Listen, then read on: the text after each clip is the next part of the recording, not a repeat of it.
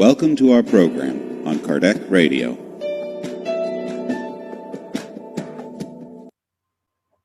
Hi friends, we are back today with a wonderful chapter by Emmanuel through Xavier from the book Living Spring.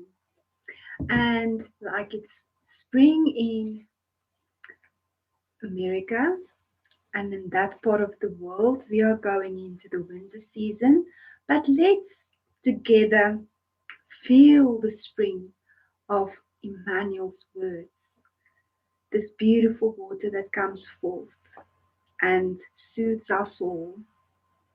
Today we're going to do chapter 39, and it says Inoperative Faith.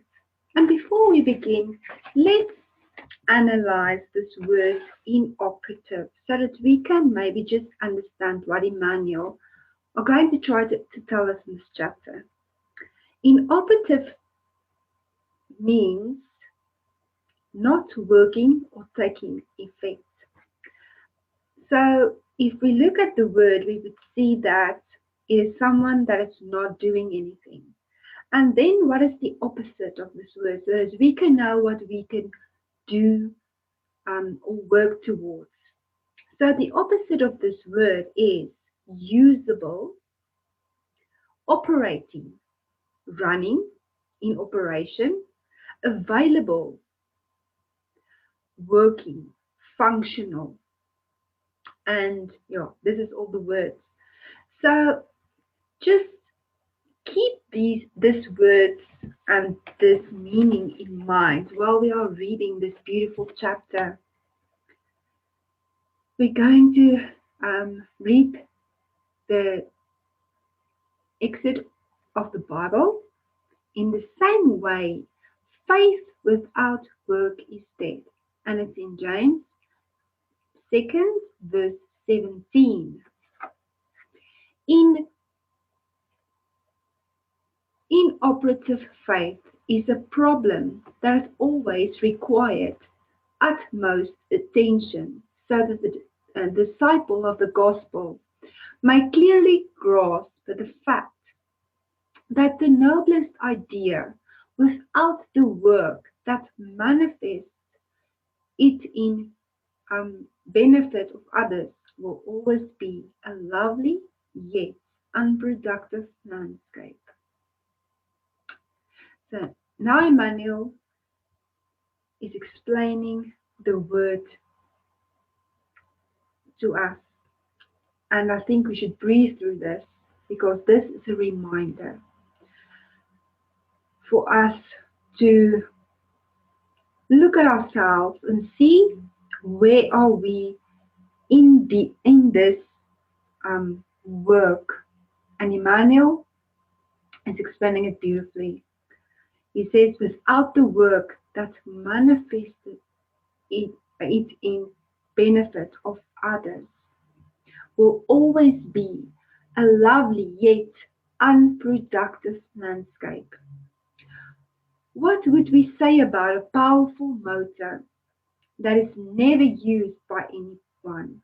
A spring that is never used to water a field, or a lamp that never gives off light.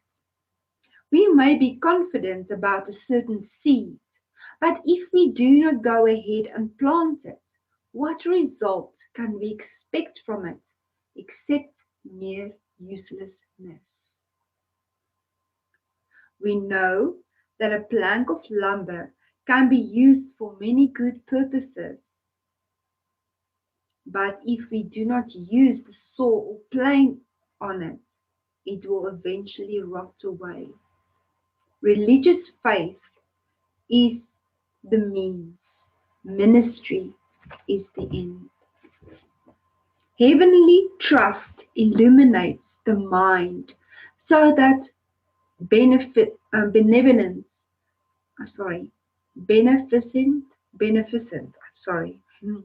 activity may result from it, spreading blessings of peace and joy, ennoblement and sublimation all around. Those who can receive just one drop of spiritual knowledge in the core of their soul, demonstrating the maturity needed for the superior life, should immediately look for the service to which they are called for everyone's progress. Essentially, faith is like the mustard seed of Jesus' teachings, which, as it grows taller by means of incessant work, becomes the divine kingdom, where the believer's soul begins to live.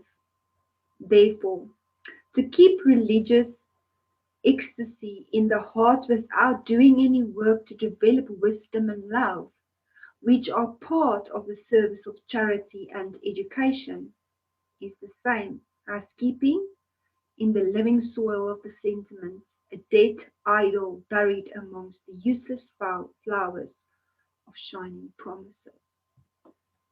There is a lot that we can take from this chapter, but before we talk more about it, or a little bit more about it, I want to read an excerpt out of, let me just see, I'm sorry, it's the wrong book. Excerpt out of the Spirit's book, one of the questions by Allan Kardec. And in question 642, he asks the Spirit, in order to be pleasing to God and to ensure our future situation, is it enough simple not to do what is evil? And it is doing good or doing evil? And Spirit's answer, no. All must do good to the best of their ability, for all will answer for all the evil that has resulted from the good they left undone. So not doing anything, we will answer for the evil that has resulted from the good that was left undone. And this goes hand in hand with what Emmanuel is trying to tell us today. So if we look at his explanations, which is always so beautiful because he uses nature in its beauty to explain what we should do. And he says that we should work. We can't be a light and not be lit. We can't say that we have all this knowledge of Spiritism and we don't do anything with it. Then we are just like this lamp he's talking about. Then we are just actually dead because there's no life in this. We are like a seed that is useless, that is not growing, and that's not bearing fruit. And it is quite important for every one of us. It is a way of living. It is a way of helping every soul or assist everyone where we are. Even if it's in your own home or where we work. In what kind of attitude do we do our work? Are we there to serve? Are we prayerful in what we do? There are so many ways, but we are really being called on to go out and help. Today, when we started this day with the Spirit of Truth, we know that we were being asked by the mentors to go out and actually help someone that is in need. And if you say that there's nobody and you don't see anybody, if we ask to be of service, the right person will be shown to us. Because there are many.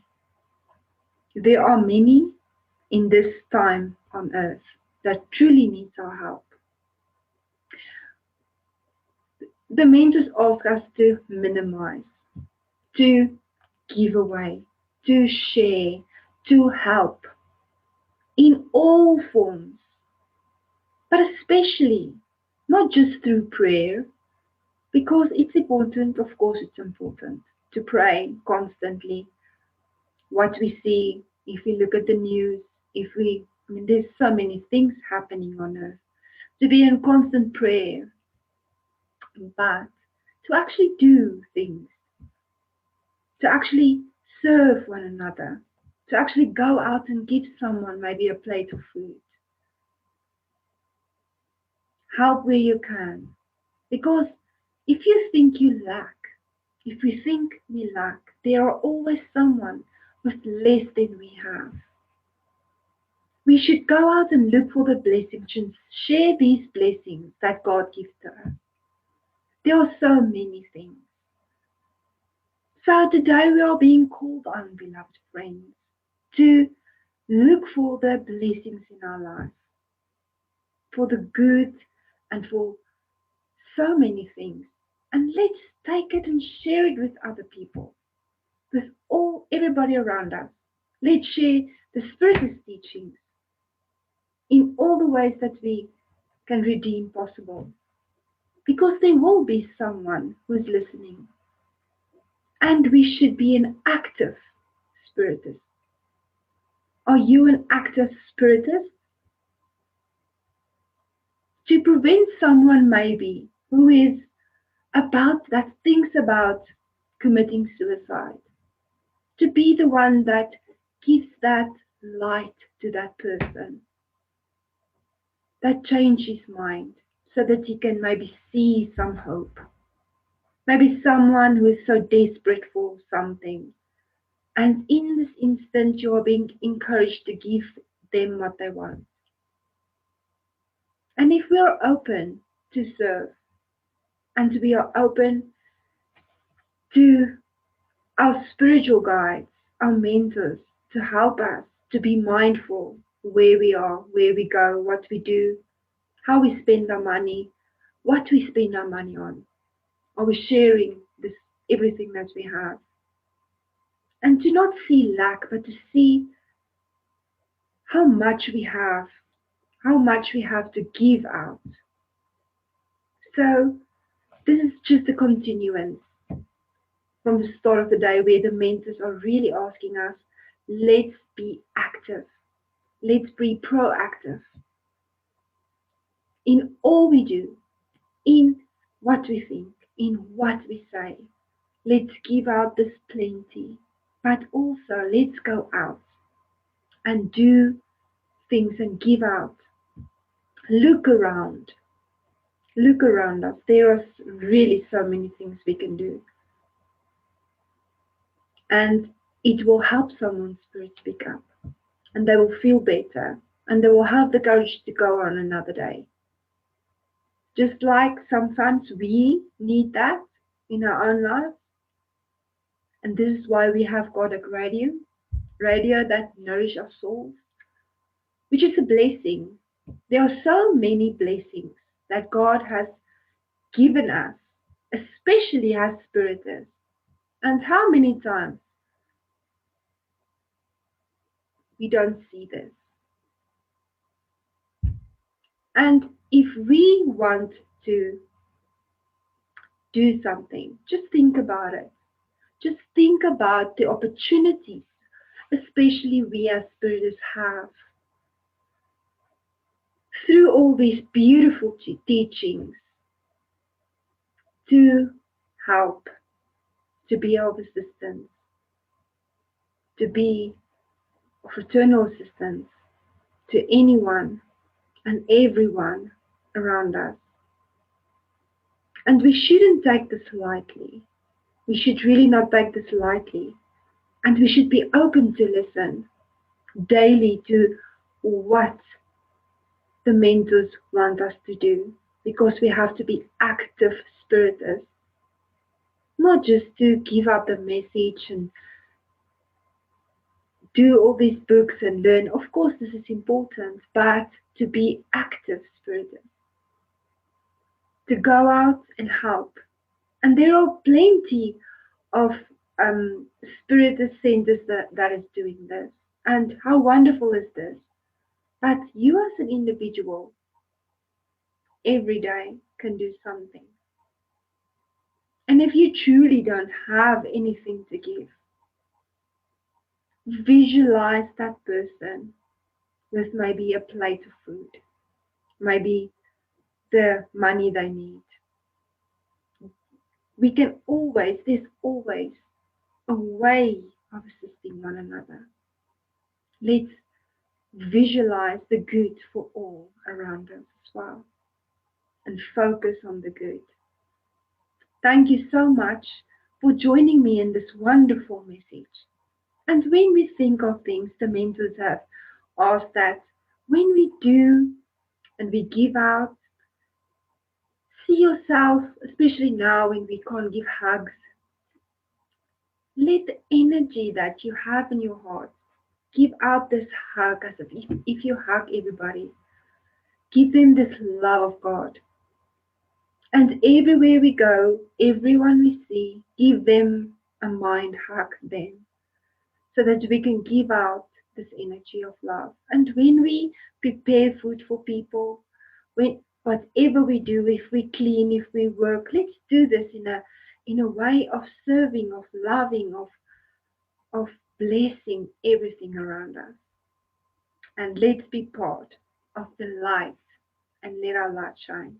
Thank you so much for joining me. It is wonderful to be part of this, and thank you for the blessings. Thank you so much. Bye bye.